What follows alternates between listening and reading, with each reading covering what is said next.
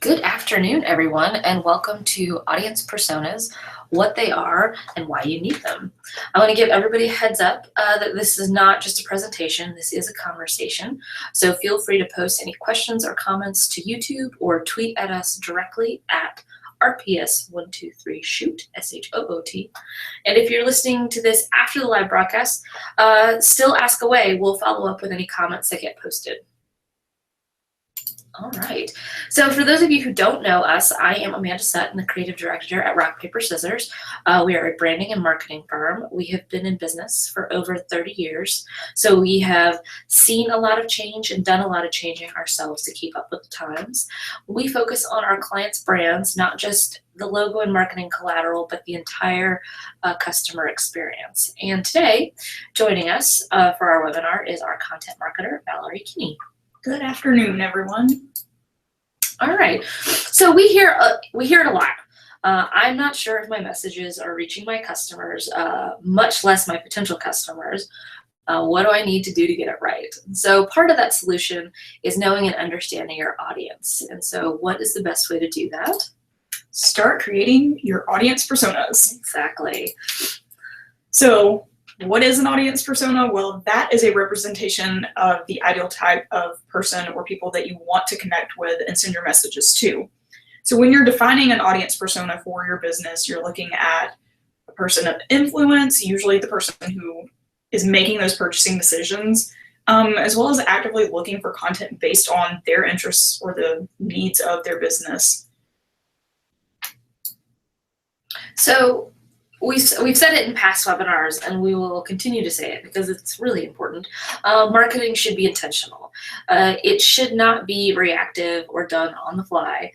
So that being said, part of the reason you need an audience persona is because they give you a place to look at as you create your marketing plan and strategies to ensure that your actions are aimed at the right people. Atomic Marketing had a great kind of quote that summed all this up, and it says, "It's a key part to moving away from marketing assumptions about who your customers are to creating archetypes that accurately represent the distinct types of your customers.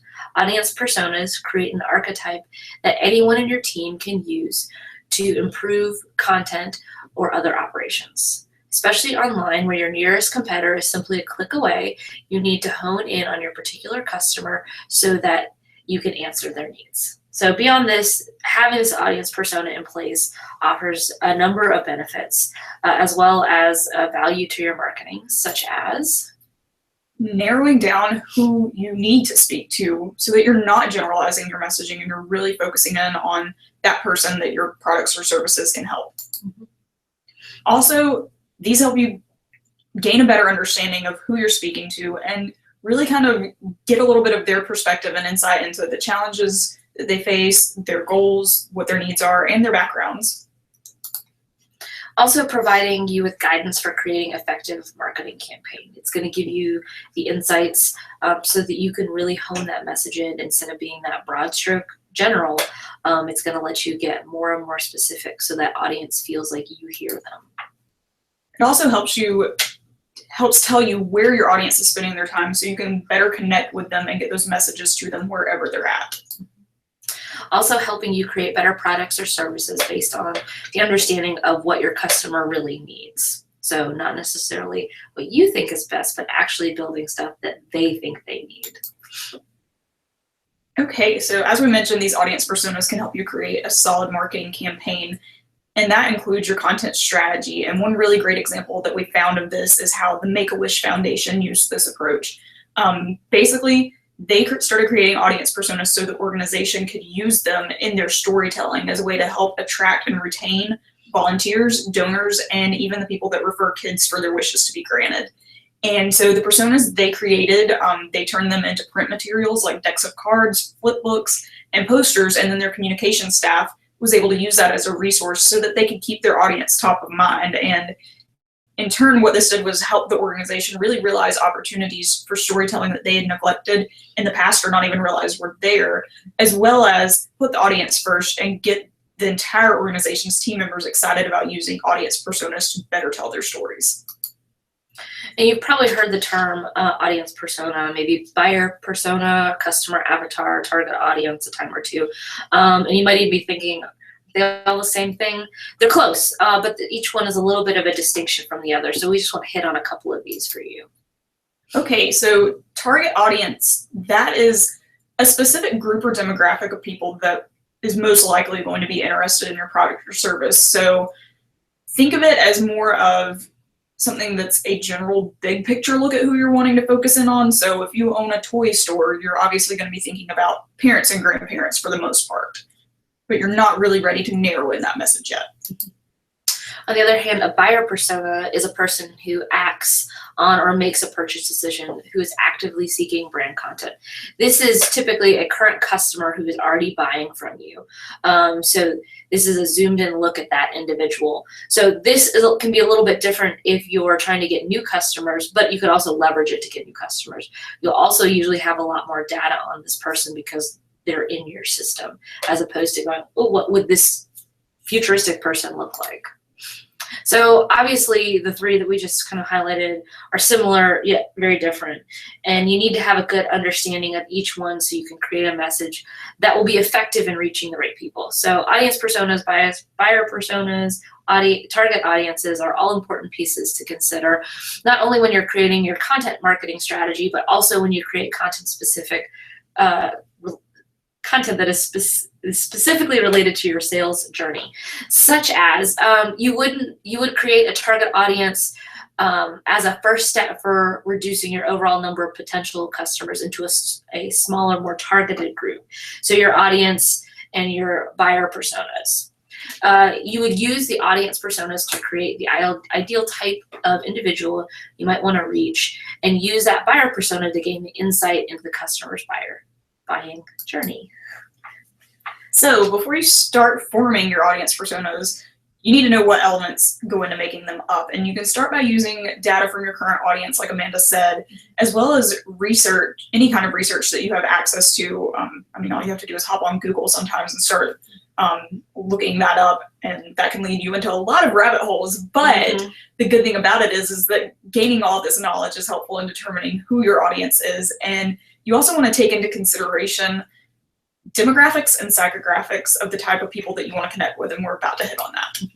So we've done lots on this, but we like to repeat it so that you guys are up to speed. But demographics will help you establish who your audience is. These are the external surface factors regarding your audience, who your audience is, and create important dividing lines when it comes to sales and marketing. So these are factors like gender, location, marital status, education, occupation, disabilities, family size, language, mobility, and income. And then the psychographics refer to the why, or the reason why an individual is motivated to take an action, like purchasing a particular product or service, investing time in an organization or a business venture, those types of things. And psychographics can include what their activities are, their behaviors, hobbies and interests, social class, personality, lifestyle, what influences them, their daily habits, their values, their opinions, and their attitudes. And other factors you might want to take into consideration is where or how these individuals receive information. Are they watching TV? Do they spend a lot of time on social media? Do they read online news sites to get their information? And then also their shopping preferences. Are they the type of people that would go to a brick and mortar retail shop, or are they on another online retailers? And then also thinking about their career choices. So also worth considering it as you flesh out your audience personas are client goals and challenges. So what decision are your potential customers currently facing, and then what do they want to accomplish? So also, as well as you want to start pulling in some quotes and testimonials of what your previous clients expressed in the past that you could do to help your audience personas work towards reaching new people. And you also can start listing out how you can help your client overcome these challenges. What are you currently doing? What can you do to help them overcome the challenges, reach their goals, and create a marketing message that kind of addresses what your solutions would be. So there are a lot of ways to collect information. As I said, you can start looking at what you have on file for your current customers. You can also go on the internet, and then from there you can survey your current customers or clients, you can use social media to get an even broader perspective. Maybe you've got some potential customers out there, so you can survey that audience. You can also review your social media and website analytics. That's a good place to kind of gain some of this information that we talked about with the demographics and psychographics and all that. And then if you have access to market research, you can also use it to your advantage. It's going to give you some really good specifics into how and where people are consuming information and other data that relates to consumers and their needs and preferences. So now that you have all the data, the question kind of becomes, how many personas should you create? And there is no right or wrong answer to this. I will tell you in my experience, I don't think, just to give you a number, I don't think we've ever done a client that had less than 4. So if that gives you a baseline and that helps and you really need a concrete number, that's a good place to start. But a lot of what you're trying to figure out are your types of clients. So if you're a B2B business, some of your purchasing decisions might be made by owners, some other ones might be made by buyers in the company or HR departments, and each one of those roles has a different personality and reason for coming to you and a different life experience for you to relate to. Whereas if you're doing some B2C, and let's go back to that example of a toy store, you're going to want to look at a lot of different segments of moms, because you have your working mom, you have your stay-at-home mom, then you have the grandparents who help out, and then that gets broken down into your ones who like to buy at local businesses, ones who much prefer to buy online. And that's what you're starting to do, is you're starting to break it down into smaller segments so that you can start really crafting your message around that. Because if you have an online sale for your brick and mortar, you really just want to target those busy moms who only shop online. Whereas if you're trying to do a flash sale in your store and get people in, you might not want to message them directly. You're going to want to target those people who are going to walk into your store and who are nearby. So that kind of, that's a horrible answer to that specific question because it's not specific, but it gives you an idea of what you're trying to do to come up with what that list is. And I'll tell you, a lot of times we'll come up with the list and we won't necessarily create an audience persona for each one of those individuals if we don't feel like that audience is viable for marketing to, or we're just not going to get as great of a return. We've identified them as an audience, but we don't necessarily want to invest in them now. Or it could be we're going to just do a couple at a time. So there's a lot that kind of goes into that. But I say start with kind of your client types and go from there, and then decide who you're going to build personas for. All right, so here's an example that we've worked on. Nonprofits and franchise businesses, they each have some pretty definitive types of people that they're going to need to connect with, and so it's worth creating these audience personas. So nonprofits, usually they're going to have some personas that include their donors, volunteers, and board members. So these are the types of people that either have the financial resources, the time, or the leadership experience to contribute, or perhaps a combination of all of that. And then they also need to create personas for the people that they provide the services to. Franchise businesses, on the other hand, not only have to think about audience personas from the customer perspective, but also for the purpose of selling more franchises. So they're looking at people that are investors and other business-minded people that want to be a part. And ultimately, like we said, there really isn't a set number of audience personas you need to create. The point is just to think about your business or your organization and really consider who you're currently reaching and who you need to reach in order to take things to the next level, and also decide which segments are going to give you the best return on investment, and then create as many audience personas as you need from there. So similarly to how there's no right or wrong answer to how many audience personas you should create, there is also no right or wrong answer to how often you should update the personas as well. The main thing to remember is to update them often enough so that you establish audience personas that are fresh and relevant, and to always be mindful of opportunities for adding new audience personas or retiring some if that's the case. So aim to review and or update your audience personas on a consistent basis, whether that's quarterly, biannually, once a year. I probably wouldn't do it less than once a year. So that's a lot. So that kind of wraps up everything we've talked for kind of a first pass at audience personas. So there's a lot that goes into it, and it takes some time, but it's well worth the time. So as always, we are here to hear if you have any questions about the process, and so don't hesitate to reach out to us. So we're ready to take questions now, so go ahead and post them if you have not. We have a couple that we had ahead of time that we'll start with. All right. What if my products are geared toward kids? Do I need to create an audience persona for that? That is a tricky question, because typically kids don't actually have a checkbook or a credit card to make that purchasing choice. But so you need to think about the kid in relation to their parents. I always think about the cereal aisle when stuff like this comes up. That cereal aisle is definitely dedicated to getting kids to say, buy this for me, but it's really the parent that's going to buy it. So if you look at all those bright colored sugary cereals and you flip it to the nutrition label, there's a whole bunch of vitamins that have been chalked into those so that both mom and kid are happy. So you need to think about both of those. And especially when you're thinking about it, you would, if you're going towards a parent, you probably also need to understand what age kid you're going after, because each age group has a whole different set of needs and reactions to things. So maybe do a pairing of parents and kids would be appropriate.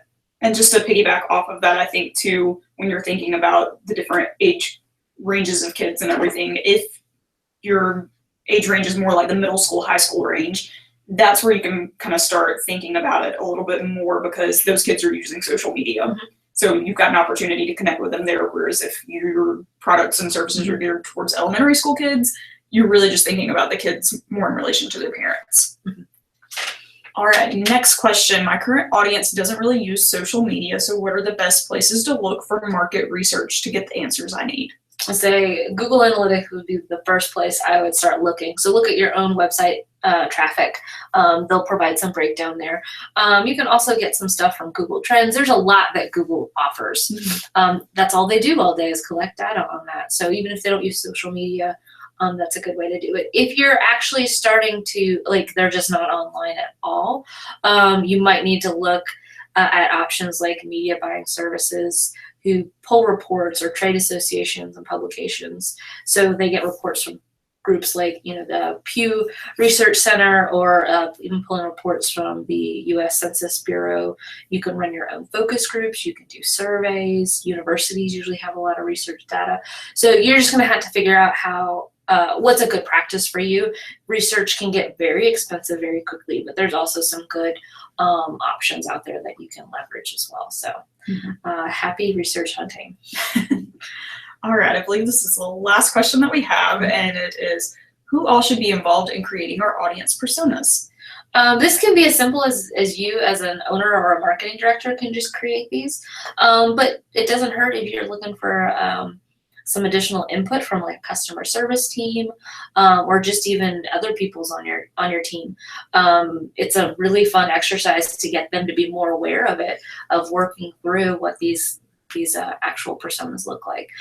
So I think that's something that could be really fun. So just as we're wrapping this up, we're going to be creating some audience persona templates in the next couple months. So we'll post those out to everybody, and we'll include a link here that'll help facilitate that process. So if you want to do it as a workshop, and as always, we can actually come out and do a workshop with you guys too. We do that quite often, and actually done a couple here in the last couple weeks. So it can be a great team building exercise, but it also can just be something that you do on your own.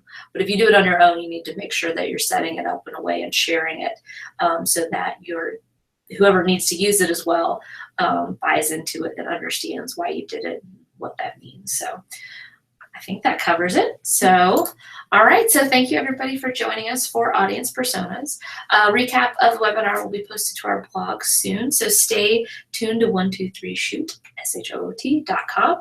And we'll be sharing the date and time topic of our September webinar soon as well. So be on the lookout for that. Thanks, guys.